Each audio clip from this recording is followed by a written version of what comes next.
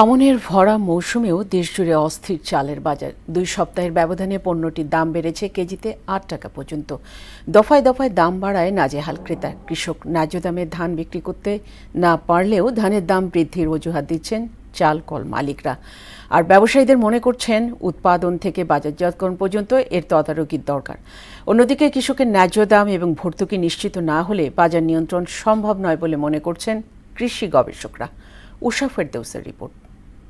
এরকম টাকা মন নিতেছে এক মন ধানের দাম, আর আমরা চাউল খাইতেছি বর্তমানে এখন 70 টাকা, 65 টাকা, 75 এবং কি 80 টাকা। 80 টাকা কেজি পর্যন্ত চাউল খাইতে হয় আমাদের। ন্যায্য দাম না পাওয়া এমন হাহাকার কৃষকের, অথচ দেশে প্রতি বছর বাড়তি জনসংখ্যার জন্য অতিরিক্ত 3 লাখ টন ধানের প্রয়োজন হয়। এই প্রয়োজনটি যারা মেটাচ্ছেন কৃষি প্রধান দেশে, সেই কৃষকই অবহেলিত। খরচে যায় 13-14 হাজার টাকা খরচ জায়গা, লাভ তো হয় না। আমি করে যে পরিশ্রমটা করি এটা হুদাহুদি।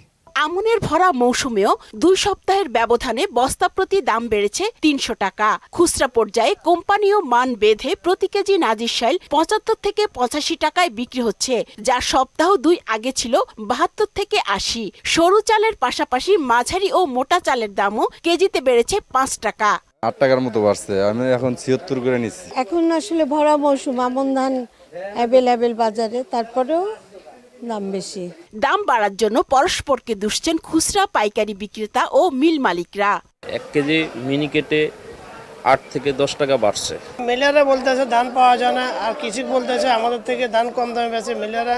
এটা সিন্ডিকেটের কারণে এটা হয়। যেখানে মিল চাতাল, যেখানে বড় বড় কোম্পানি, ওইখানে যান, ওইখানে গেলে সমস্যা সমাধান হবে। বাংলাদেশ কৃষি গবেষণা কাউন্সিল BARCর গবেষণা বলছে 2050 সালে 4 কোটি টনের বেশি ধানের প্রয়োজন হবে এবং 2030 সালের মধ্যেই দেশে 36 লাখ টন ধানের ঘাটতি দেখা দিতে পারে। এ অবস্থায় কৃষিতে ভর্তুকি দেওয়ার বিকল্প নেই বলে মনে করেন এই কৃষি শিক্ষাবিদ। ফার্মারদের কিছু সাবসিডি দিতে হবে। আমরা কৃষক টাকা ভর্তুকি দিই, কিন্তু যদি আমরা গুডস দিই, যেমন সার, কীটনাশক, বীজ, এইগুলো যদি আগে থেকে সরবরাহ করতে পারি, তাহলে হয়তো দেখা গেল যে সময় মতো যদি করতে পারে, তাহলে ফার্মারদের এখানে একটা সাশ্রয় হলো। আর রাষ্ট্রায়ত্ত সংস্থা TCBর মতে 1 বছরের ব্যবধানে চিকন ও মাঝারি চালের দাম বেড়েছে 14%, আর মোটা চালের দাম বেড়েছে 7%-এর বেশি।